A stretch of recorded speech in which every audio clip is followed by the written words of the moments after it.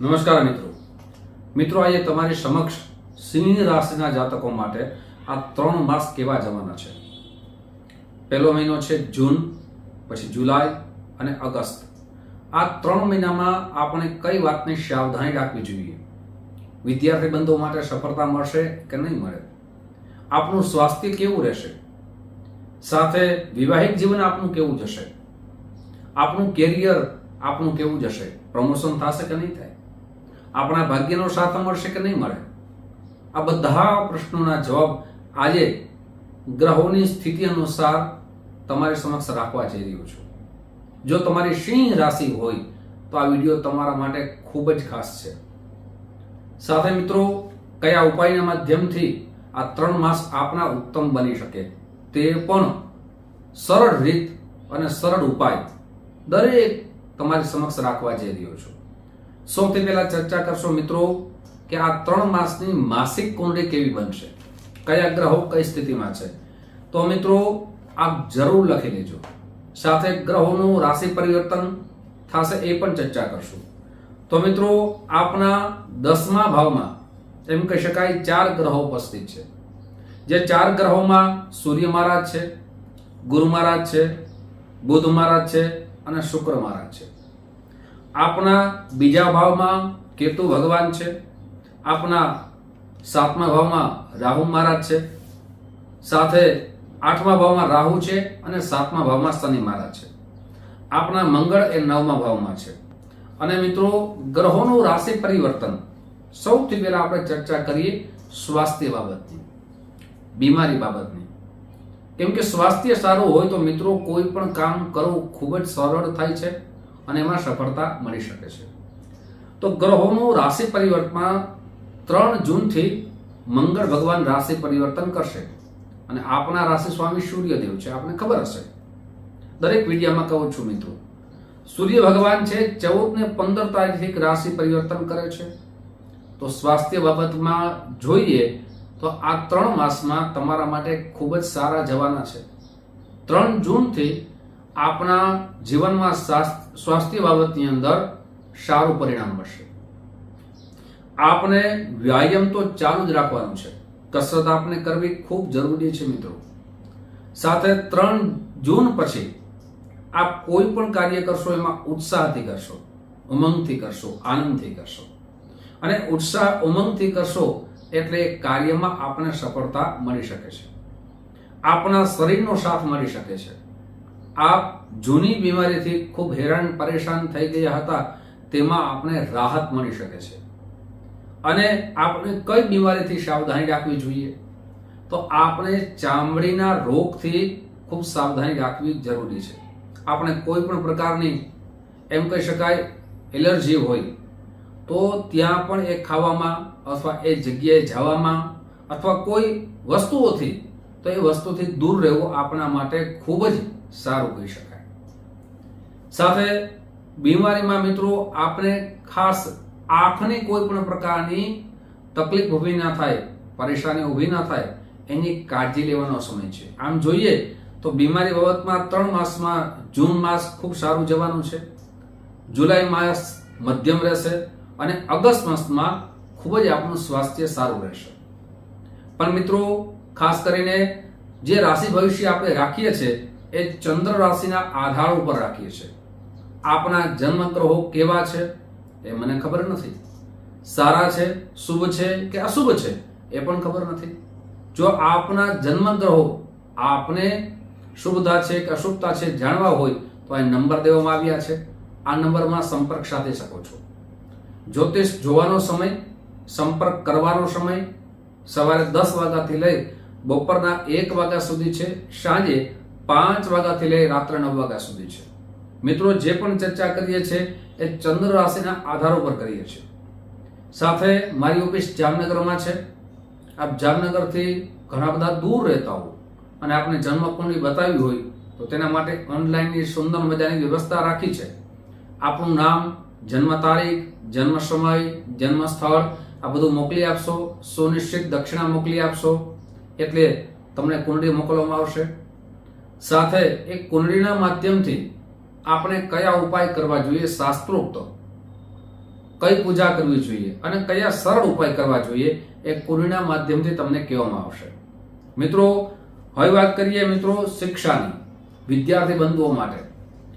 તો વિદ્યાર્થી બંધુઓ માટે મિત્રો ગુરુનું જે દસમ ભાવમાં છે, સૂર્ય સાથે છે, બુધ સાથે છે, અને 1 મે થી ગુરુ મહારાજ વૃષભ રાશિમાં આવે છે અને આપના જે પંચમના માલિક બને છે એ પણ ગુરુ મહારાજ છે.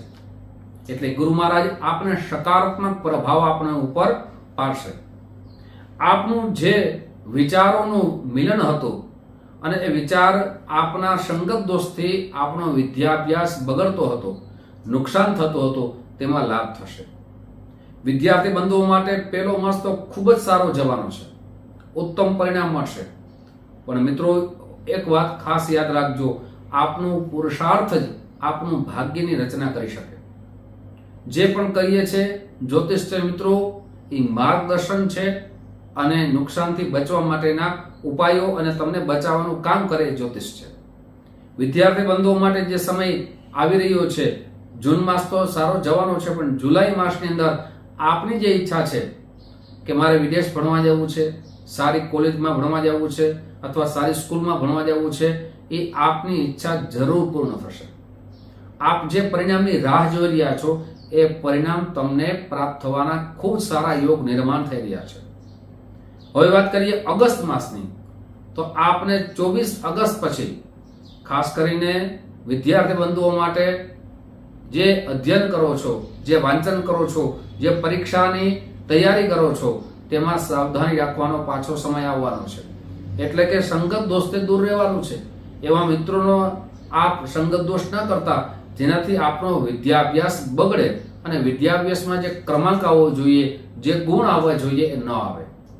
કેમ કે અત્યારનો સમય તમારો સુવર્ણ સમય કહી શકાય. મિત્રો હવે વાત કરીએ આપણે વિવાહિક જીવનની. તો વિવાહિક જીવનની અંદર રાશિ સ્વામી બને છે એ શનિ મહારાજ છે. પોતાની જ રાશિમાં શનિ મહારાજ ઉપસ્થિત છે. મિત્રો ઘણી વખત હું કહી ચૂક્યો છું કે શનિ મહારાજ છે લગ્ન કરાવે પણ છે અને લગ્ન તોડાવે પણ છે. હવે જે શનિ મહારાજ છે 29 જૂન પછી વક્રી થવાના છે. આ બંને વચ્ચે, પતિ અને પત્ની વચ્ચે જે પ્રેમ હતો એ પ્રેમ તો વધવાનો છે. શનિ મહારાજનું વક્રી આપને લાભકારક બને છે. એકબીજાને સમજવામાં જે ભૂલ થતી હતી, ગેરસમજ ઊભી થતી હતી, વહેમ ઉત્પન્ન થતા હતા, તે બધા દૂર થવાના છે. એકબીજા પ્રત્યેનો વિશ્વાસ વધવાનો છે. એકબીજા પ્રત્યેનો સમય આપ જરૂર કાઢશો, એકબીજાની કેર કરશો. સાથે મુસાફરીમાં આપ પતિ પત્ની જશો તો એકબીજાને ખૂબ ઓળખશો.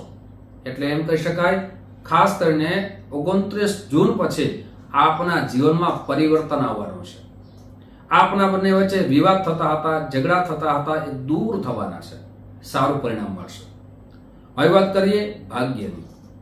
તો મિત્રો જ્યાં સુધી જીવનમાં મહેનત કરીએ પણ ભાગ્યનો સાથ ન મળે ત્યાં સુધી સફળતા પણ ન મળે.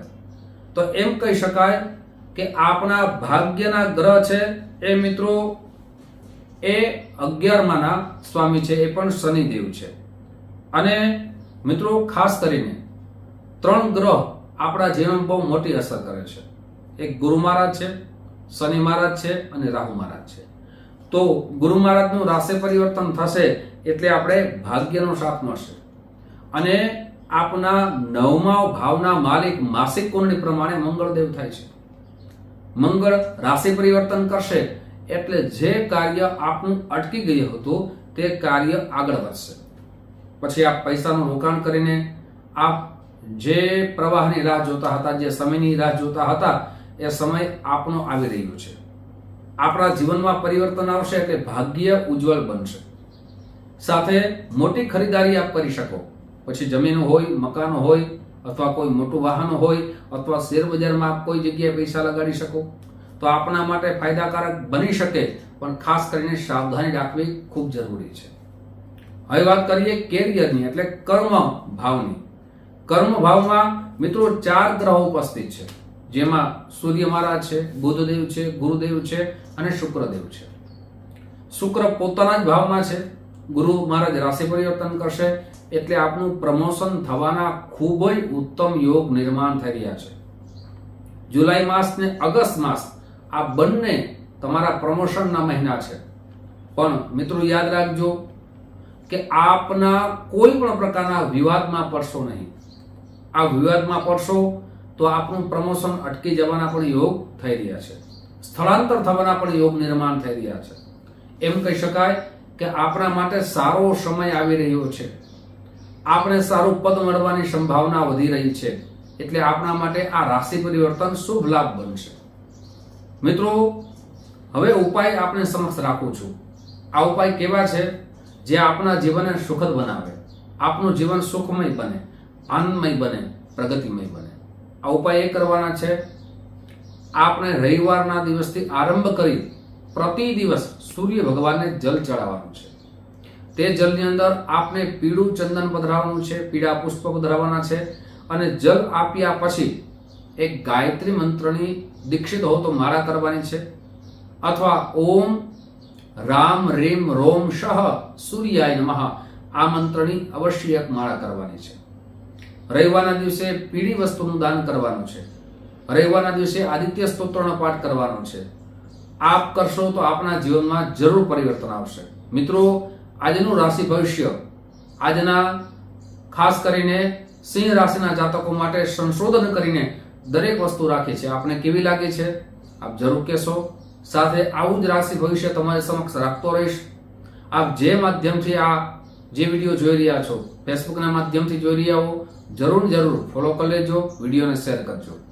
આપ યુટ્યુબના માધ્યમથી જોતા હોય તો અમારા ચેનલ સબસ્ક્રાઇબ કરી લેજો. ફરીથી મળશો.